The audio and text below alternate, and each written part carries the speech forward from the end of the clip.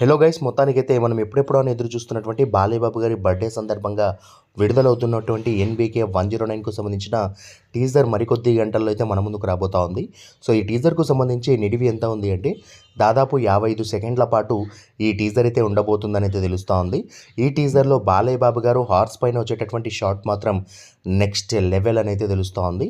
So ఇందులో బాలయ్యబాబు గారు స్టైలిష్గా అండ్ డిఫరెంట్గా కనిపించడమే కాకుండా తమన్ గారి బ్యాక్గ్రౌండ్ స్కోర్ కూడా స్టైలిష్ బ్యాక్గ్రౌండ్ స్కోర్ అనిపించేలా అనిపిస్తుందని అయితే తెలుస్తూ ఉంది. అండ్ వాటితో పాటు బాలయ్యబాబు గారిని అసలు నెవర్ బిఫోర్ అనే విధంగా బాబీ గారు ప్రజెంట్ చేసినట్టుగా ఇన్ఫర్మేషన్ అందుతూ ఉందన్నమాట.